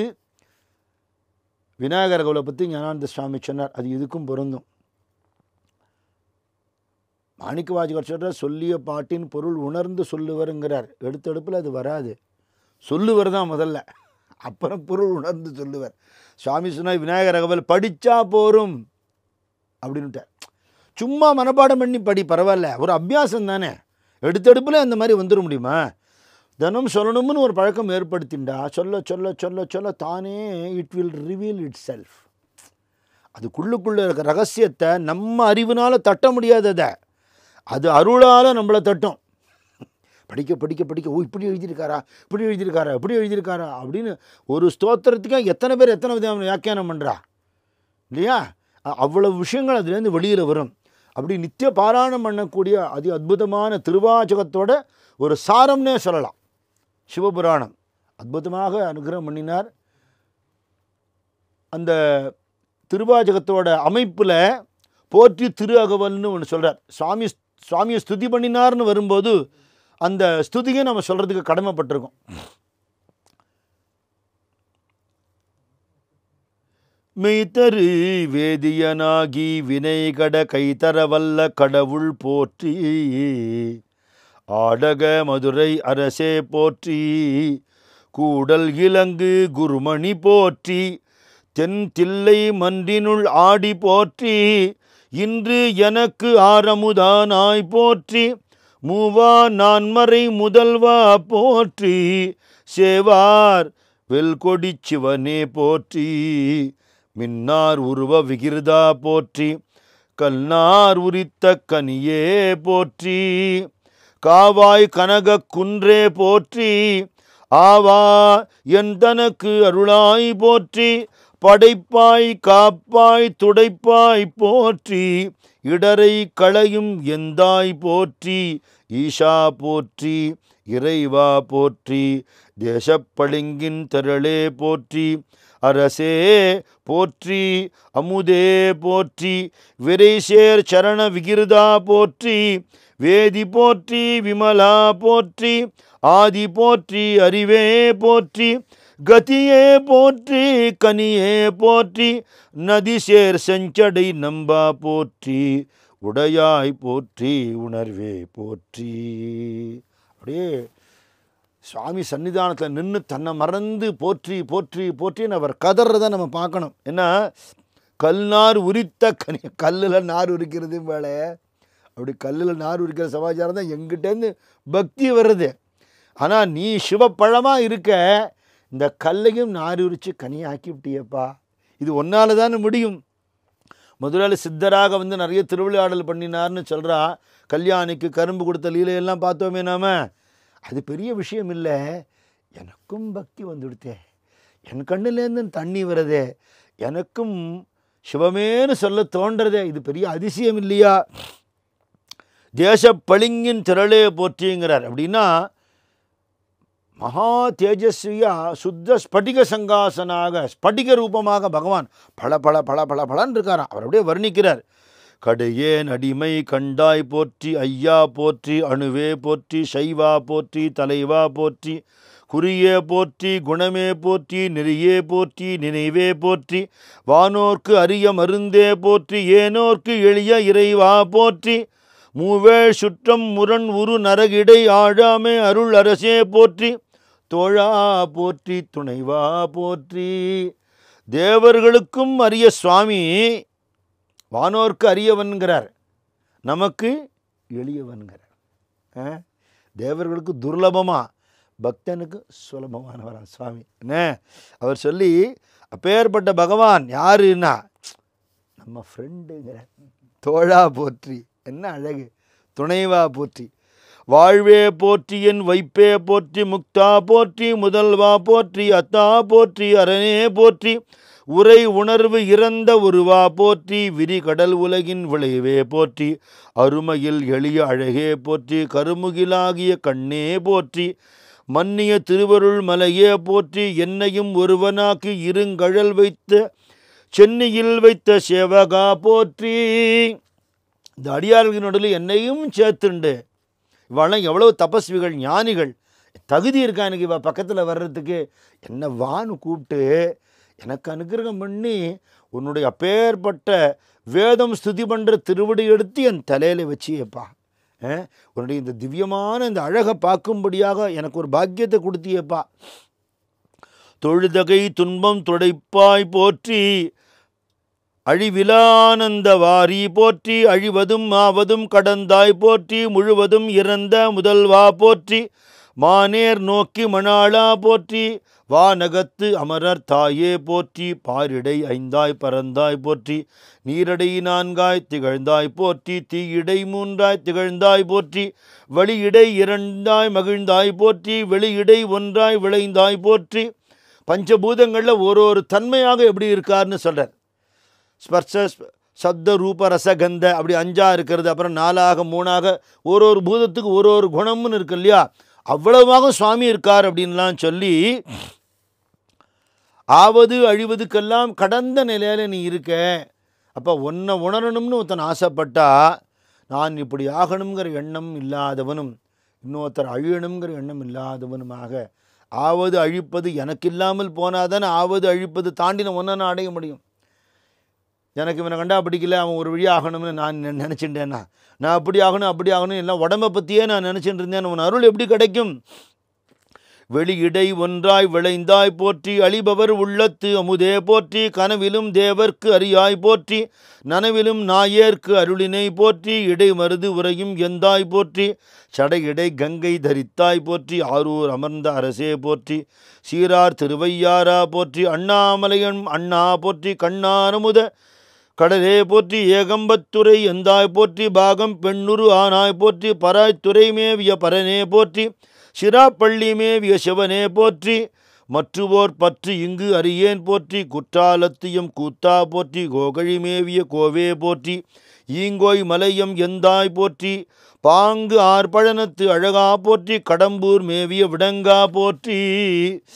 நம்ம பிரசித்தமாக சொல்லக்கூடிய தென்னாருடைய சிவனே போற்றி, எந்நாட்டவுக்கும் இறைவா போற்றியெல்லாம் இதில் தான் வருது. நிறைய சிவபெருமானுக்கு போற்றிகள் சொல்கிறதெல்லாம் மாணிக்க வாசகர் நமக்கு அனுகிரகம் பண்ணின்னு தான். உறவே போற்றி, உயிரை போற்றி, சிறவே போற்றி, சிவமே போற்றி, மணாளா போற்றின்னு உருகி தள்ளியிருக்கார். அப்படியே அர்ச்சனைன்னு அர்ச்சனை, இது அர்ச்சனை, இதை வச்சுன்னு சுவாமிக்கு புஷ்பத்தால் அப்படி போற்றி அர்ச்சனை இதை வச்சு பண்ணணும். அப்படி பண்ணி உருகி அந்த நாமா என்றைக்கும் தன் நாக்கில் இருக்கணும்னு பிரார்த்தனை பண்ணிக்கிறேன். பஜனையில் ஒரு பாட்டு பாடுவா, உன்னாமம் என்னாவில் என்னாலும் தங்கிட ஈஷாவரம் தருவாய், பரமேஷாவரம் தருவாய், என்னாவில் உன்னாமம் என்னாலும் தங்கிட ஈஷா வரம் தருவாய். சாமியுடைய நாமா நாக்கில் பிரிண்டார் அளவுக்கு சொல்லியிருக்கணுமா, அவ்வளோ ஜபம் பண்ணியிருக்கணுமா. அப்படி அந்த நாமா இருக்கிறதுக்காக பகவானை பிரார்த்தனை பண்ணி கொண்டு பாடிண்டே இருக்கார். மழையாக பொழிகிறது. தொழுத கையினர் துளங்கிய முடியினர் துளும்ப அழுத கண்ணினர் பொடிப்புறும் யாக்கையர் நாக்கு தழுதழுத்த அன்பு உறகினர் தம்மை இழந்து அழல்வாய் இழுதை அன்ன மெய்யினர் பணிந்தேத்துவாராயின. கை அப்படியே கூப்பினபடி இருக்கு. அந்த பாவத்தில் தலை அப்படி அப்படி அப்படி அசையிறது, கண்ணுலேருந்து ஜலம் வருது, உடம்புல மயிர்கூச்சறியறது. நன்னா பாடிவிட்டாரான்னா பாடலேங்கிறதான் விஷயம். நாமதேவ் மகாராஜ் சொல்கிறார், நன்னா பாடிவிட்டா அவன் பாடகன்பா, பாட முடியாமல் அழுதால் பக்தன்கிறார். ஒரு பாட்டு முழுசாக பாடிட முடியுமா? பாவம் உணர்ந்துவிட்டா அழுகன்னா வரணும். அங்கே தழுதழுத்த அன்பு உரையினார். இவ்வளவும் நாம் கிடுகிடு படிச்சு விட்டோம், ஏன்னா நமக்கு பக்தி இல்லை. அவர் எப்படி சொல்லியிருப்பார்? அவர் இதை ஒரு வார்த்தை சொல்லி அதனோட அர்த்தத்தை உள் வாங்கினா கதறன்னா முடியும். ஏன குருளைக்கு அருளினை போற்றிங்கிறார். பன்றிக்குட்டிகளுக்கு பால் கொடுத்த லீலையெல்லாம் சொல்லியிருக்காருங்க. அது ஒரு பாவத்தையும் நினச்சி உருகி கதறினா ஒரு போற்றிக்கும் அடுத்த போற்றிக்கும் அவ்வளோ லேட்டாக இருக்கும். அதுதான் நிஜமும் கூட. தியாகராஜ சுவாமியோட கீர்த்தனையை ஜம்முன்னு மேடையில் பாடிவிடுறோம், ஸ்வரம் நிறவல் எல்லாம் பாடுறோம். அவர் எப்படி பாடியிருப்பார்? அவர் ஒரு ஆரோக்கியம்பவே சட்டுன்னு பாடியிருக்க முடியுமா அவரால்? இல்லையா? அதுதான் பாவம். அப்படி தழுதழுத்த அன்பு உரையினர் தம்மை இழந்து அழல்வாய் இழுதைன்னா நெய், அப்படியே அடுப்பில் வச்ச நெய் மாதிரி ஆயிட்டாரா. அன்ன மேனியர் பணிந்தேத்துவார் ஆகினர் அப்படின்னு சொல்லி சுவாமியை கதறி கதறி பாடுறார். அந்த வார்த்தைகள் எப்படி இருக்குன்னா, அவர் அழுது உருகி சொன்னால் கூட அழுத வார்த்தைகள் பழுதிலா வார்த்தைகள். அதில் ஒரு தப்பு வார்த்தை இல்லை, ஒரு அபசப்தம் இல்லை, தத்து பத்துன்னு உளரப்படாது. சுவாமியை பற்றி பேசும்போது சுவாமியோட கௌரவத்துக்கு குருவோட மகிமைக்கு உகந்தாப்பில் பேசணுமே தவிர மாறுபாடாக வரக்கூடாது. அது புத்திபூர்வமாக பண்ணினா தானே அப்படியெல்லாம் யோசித்து பண்ண தோணும். தன்னையே சுவாமிக்கு சமர்ப்பணம் பண்ணிட்டார். உள்ள சுவாமி உட்காந்துருக்கார். சரஸ்வதினா நாக்கில் உட்காந்துருக்கான்னா அது வார்த்தை எப்படி வரும்? பழுதில்லாத சொல் மணியினை பக்தி செய்து அன்பு முழுதுமாகி வடத்தினால் முறை தொடுத்து அலங்கல் அழுது சாத்தும் மெய்யன்பருக்கு அகமகிழ்ந்து ஐயர் வழிவிலாத பேர் மாணிக்க வாசகன் என்றார். அழகாக ஒரு வார்த்தையும் மாணிக்கம் மாணிக்கமாக எடுத்து பக்தியினால் தங்கத்தில் அப்படி கோர்த்து ஒரு மாலையாக நெக்லஸாக சுவாமிக்கு சமர்ப்பணம் பண்ணுறார். அதனால் அதை சாத்தும் போதும் உன் கருணையால் இது கொடுக்குறேனப்பா, நான் கொடுக்கல, சொல்லு நீ, பொருள் நீ, சொல்பவன் நீ, கேட்பவன் நீ அப்படிங்கிற பாவனையில் கொடுக்கறதுனால அகமகிழ்ந்து சுவாமி வழிவிலாத பேர் மாணிக்கவாசகன் என்றார் சுவாமி. அப்போ அவர் கொடுக்குற தீக்ஷா நாமம் அது. பப்பா ராமதாஸ் சுவாமி யோகியை பார்த்து வாண்டர் லைக் எ பெனிலெஸ் பெக்கர் அப்படின்னார். இந்த பெக்கருங்கிறத தீக்ஷா நாமமாக எடுத்துட்டார். கடைசி மட்டுக்கு தன்னை பெக்கர்னு தான் சொல்லிட்டு இருந்தார் இல்லையா? வாஸ்தவத்தில் அவர் எல்லாருக்கும் போட்டுட்டு இருந்தார் தானம், வாங்குகிற பெக்கர் இல்லை அவர். தீக்ஷா நாமம், குரு வார்த்தை என்ன சொல்லிட்டாரோ அதுதான். அப்படி மாணிக்க வாசகன்கிற ஒரு அற்புதமான திருநாமம் சுவாமியாலேயே கொடுக்கப்பட்டது. இன்றைக்கி அந்த பெயர் தான் எல்லாரும் பிரசித்தமாக நம்ம சொல்லிட்டு இருக்கோம். இது காரண பெயர். ஏன்னா அந்த வார்த்தைகள் மாணிக்கமாக இருக்குதுன்னு சாமி சர்டிஃபை பண்ணுறாரு. அவ்வளோ பக்தியில் தோஞ்சு மெய்தான் அரும்பி விதிர்த்து உன் விரையார் கழற்கு என் கைதான் தலை வைத்து கண்ணீர் ததும்பி வெதும்பி உள்ளம் பொய்தான் தவிர்ந்து உன்னை போற்றி ஜெய ஜெயா போற்றி என்னும் கைதான் நெகிழ விடேன் உடையாய் என்னை கண்டு கொள்ளே. சங்கரா ஜெய ஜெயா ஜெய ஜெயான்னு சொல்கிறாராம். ஜெய ஜெய சங்கர ஹரஹர சங்கரான்னு மாணிக்க வாசகர் சொல்கிறார். ஜெய ஜெய சங்கர ஹரஹர சங்கர ஜெய ஜெய சங்கரன்னு சொல்கிறோமே, மாணிக்க வாசகர் ஆரம்பித்து வைக்கிறார். அதனால் சரீரத்திலேருந்து அப்பேற்பட்ட ஒரு புழக்கம் ஏற்பட்டு அழுது கதறி பகவான் திருவடியை விழுந்து நமஸ்காரம் பண்ணி பூரணமான பாவத்தில் அவருடைய பாடல்களை எழுதுகிறார். பாட்டிற்கு இன்புற்று குருபரன் சுவாமி பரம சந்தோஷப்பட்டார். சங்கீதமே அவர்கிட்ட தான் வந்ததுங்கிற தியாகராஜ சுவாமி. சப்தஸ்வரம் சிவபெருமான்டேருந்து வந்ததுங்கிறார். நாத தனுமனிசம் பாட்டில் சொல்கிறார். அதனால் அந்த பாட்டுக்கு இன்புறு குருபரன் பாதமேல் கண்ணீர் ஆட்டி சொல் மலர் அணிந்து போத இன்னமுதை ஊட்டி தத்பர ஞானமாம் ஓம வெங்கனலை மூட்டி சம்புவின் பூஜை மேல் முயற்சியரானார். பாட்டுனாலேயே அர்ச்சனை, பாட்டுனாலேயே நிவேதனம், பாட்டுனாலேயே ஹோமம், எல்லாமே சங்கீதம் தான் இல்லையா? அப்படி பண்ணினாரா அவர். சுவாமிக்கு ரொம்ப பிடிச்சதுங்கிறதுனால பாட்டுனாலேயே அந்த சொல் மாலை சுவாமிக்கு சமர்ப்பணம் பண்ணுறார். அப்புறம் என்ன, அந்த பாட்டு அமிர்தமாக இருக்குது, அதே சுவாமிக்கு நிவேதனம் பண்ணுறார். அந்த பாட்டு இவர்கிட்ட இருக்கக்கூடிய அந்த பக்திங்கிற கனலை எழுப்புறதா இருக்குது. அதனால் அந்த ஹோமத்தில் இந்த பாட்டுகளே ஆகுதியாக போடுறார். அதனால் ஞானமாம் ஹோம வெங்கனலை மூட்டி சம்புவின் பூஜை மேல் முயற்சியரானார் அப்படின்னு சொல்லி அவர் எப்படியெல்லாம் சுவாமிக்கு தன்னை சமர்ப்பணம் பண்ணி சுவாமியோடைய கருணையால் அந்த கவி மாலை சாற்றினார்னு சொல்கிறார். ஆனால் அவர் எப்படி சொல்கிறார், இவ்வளோ பேர் இருக்காளே, இவா உன் பக்தாள், இவா கூட நான் நிற்கிறதுனால நான் இவாளில் ஒன்றும் ஆகிட மாட்டேன். அப்போ வரலேன்னு நான் ஒதுங்கிறதுக்கு தயாராக இல்லை. மகான்கள் இது ஒரு முக்கியமான விஷயமா சொல்கிறா. ஔவையா சொல்கிறா, வேடமும் நீரும் விளங்க நிறுத்திங்கிறா. விபூதி விட்டுன்னு ருத்ராட்சம் போட்டுன்னு சிவசிவான்னு சொன்னால் சிவபக்தன் ஆகிடுவானான்னு கேட்பா. பரவாயில்ல பண்ணிக்கோங்கிறான். It is a uniform. Uniform போட்டுட்டு அன்றைக்கே நம்ம இராணுவ வீரனை ஆகிட மாட்டோம். பட் இட் இஸ் மேண்டேட்ரி இல்லையா? அந்த ட்ரெஸ்ஸு நமக்கு மனசில் ஒரு மனோபாவத்தை உண்டாக்கும். நெத்திரி விபூதி விட்டுருக்கோம், ருத்ராட்சம் போட்டுருக்கோம், கோபிச்சந்திரன் விட்டுருக்கான், துளசி மாலை போட்டுருக்கான், பாவம் பண்ணுறதுக்கு பயப்படுவான். உன்னை ஓரளவுக்கு அது ப்ரொடெக்ட் பண்ணும். அதுக்கப்புறம் என்ன, அப்படி இருக்கிறவாளோட சேர்ந்து பழகி பழகி பழகி பழகி இல்லையா, நாடகத்தால் உன் அடியார் போல் நடித்து சாதுக்களோட இருக்கிறேன். அவள் சொல்கிறாப்ப நீங்கள் பார்த்து பார்த்து சொன்னேன். நான் நடுவே வீடகத்தே புகுந்திடுவான் மிக பெரிதும் விரைகின்றேன். அவள்லாம் சேர்ந்து உண்மையான பக்தியோடு உங்ககிட்ட வந்துவிடுறா பார். அவள் பின்னாடியே வந்து நானும் அதை அடைஞ்சிட போகிறேன். ஆடகம் சீர்மணி குன்றே ஏன் ஸ்வர்ண மலை மாதிரி இருக்கான பகவான். சாதாரண மலை இல்லை, தங்க மலை.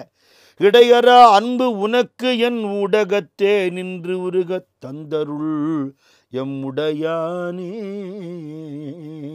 பக்தன் மாதிரி நடிக்கிறேன். யாருக்கு தெரிகிறதோ தெரியலையோ, எனக்கு தெரியும். நான் நடிக்கிறேன்னு உனக்கு தெரியும். அதனால் இந்த நாடகம் எத்தனை நாளைக்கு வேண்டாமே, நிஜமான பக்தியை கொடுத்துவிடேன் இல்லையா, அது வேணும் தானே ஆசைப்படுறேன் அப்படின்னு சொல்லி அவர் நாடகமாக நடிக்கிறார். அவர் அப்பேற்பட்ட உயர்ந்த நிலையில் இருந்துட்டு, அதுதான் ஞானிகளோட லட்சணம் என்ன, லவலேசம் பக்தி பண்ணிவிட்டு நம்ம பண்ணிட்டோன்னு மாறு தட்டிக்கிற நம்மளாம் எங்கே உன்னதமான நிலையில் இருந்து என்னை பக்தி வரலையேன்னு கதற இவாளுடைய பக்தி எங்கே? அப்படி மாணிக்க வாசகர் உருகி உருகி பாடி தான் வந்த பணியை மறந்து அங்கேயே சுவாமிகிட்ட இருந்துட்டுருக்காராம் சத் சங்கத்தில். இவர் கூட வந்த படையெல்லாம் என்ன ஆச்சுன்னா அவள் வடியில் தான் நிற்கிறான். அவள் யாரும் உள்ளே வரவும் இல்லை. ஒருத்தர் 2 பேர் உள்ளே வந்து இவர் என்ன பண்ணுறான்னு பார்க்க வந்தால் கூட எங்கேயோ மரத்தடியில் யாரோ சாமியார் உட்காந்துருக்காரு, உட்காந்து தத்து பித்துன்னு உளரெண்டு அழுதுன்னு உட்காந்துருக்கார். இந்த மந்திரி எப்போயுமே கொஞ்சம் முன்ன பின்ன தான் ஐயா, என்னமோ பெரிய போஸ்ட்டில் உட்காந்து வச்சுருக்காளே தவிர சாமியார்ட்ட இந்த ஆள் அப்படின்னு கிண்டல் கேலி பண்ணுவாளே தவிர பக்தியெல்லாம் நம்ம புரிஞ்சுன்னுட்டோமான்னு. பக்தாளை பற்றி இன்றைக்கி நம்ம படிக்கிறோம், அவள் சரித்திரமெல்லாம் கேட்டு ஆகாங்கிறோம். அவள் காலத்தில் நம்ம இருந்திருந்து நம்ம காலத்தில் அவளை பார்க்க முடிஞ்சிருந்தா நம்ம அவளை ஏளனம் தானே பண்ணியிருப்போம் இல்லையா? என்றைக்கு நம்ம ஞானிகளை புரிஞ்சுட்டு இருக்கோம்? நம்ம புரிஞ்சுக்கிற அளவுக்கு அவள் எளிமையாக வந்தால் கூட நம்ம அகங்காரம் அவளை புரிஞ்சுக்க விடாமல் தடுத்துடும். நம்மளை மாதிரி ஒரு சாமானிய புத்தியோடு தான் அவளை அணுக முடியுமே தவிர அவள் நிலையை நம்மளால் புரிஞ்சிக்க முடியாது. அவள்லாம் வெளியில் நின்றுட்டுருக்கா.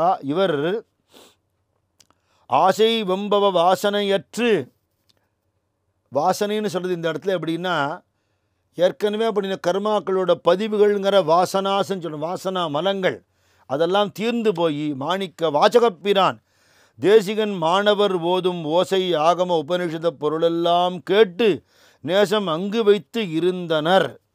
அங்கேயே இருந்துட்டார், கிளம்பி போகணும்னு தோணலை. நான் இங்கேயே உட்காண்ட்ருக்கேன்ப்பா, நீங்கள்லாம் போய் ஏதாவது சாப்பிட்டு வாங்கோ அப்படின்னு அவளுக்கு இன்ஸ்ட்ரக்ஷன் கொடுக்கவும் இல்லை. என்ன பண்ணுறதுன்னு தெரியல. மந்திரி மீறி போகவும் முடியாது. திடீர்னு வந்து எங்கடா பண்ணீங்கன்னு கேட்டால் என்ன பண்ணுறது? இவெல்லாம் திருதுன்னு முழிக்கிறா. டேர்ன் டியூட்டி போட்டு யாராவது சாப்பிட்டு வந்துருப்பாளோ, என்ன பண்ணான்னு தெரியல. அவளுக்கு அந்த காலத்தில் என்ன வசதிகள் இருந்திருக்குமோ. எல்லாரும் இங்கேருந்து நகரவும் முடியாமல் உள்ளுக்குள்ளே போகிறதுக்கும் விருப்பம் இல்லாமல் அவரோட ஆணையை எதிர்பார்த்துன்னு எல்லாரும் தயங்கின்னு இருக்கா. இவர் அப்படி வாசலை நிற்க வச்சுருக்கோங்கிற பிரஜை இல்லாமல் இருந்தாராம். பகவான் வந்து இவருடைய சரித்திரத்து மூலமாக ஒரு பெரிய லீலையை நடத்துறதுக்கு தீர்மானம் பண்ணினார். திருவிளையாடல்லையே ஒரு பெருவிளையாடல் இவருடைய சரித்திரம். கொஞ்சம் நஞ்ச ஆட்டம் ஆடலை சுவாமி இவர் விளையாட்டில், அவ்வளோ விளையாட்டு விளையாடியிருக்கார். அதை பண்ணிவிட்டு இவருடைய மணிவாச்சகமாகிய திருவாச்சகத்துடைய அமிர்தத்தை தான் அருந்தணும்னு நினைக்கிறார். இவர் மூலமாக சில காரியங்களை பண்ணணும்னு நினச்சி இவருக்கு சில ஆணைகள் கொடுத்தார்னு சொல்கிறார். அதை அடுத்த பகுதியில் பார்க்கலாம். நம பார்வதி பதையே ஹர ஹர மகாதேவ்.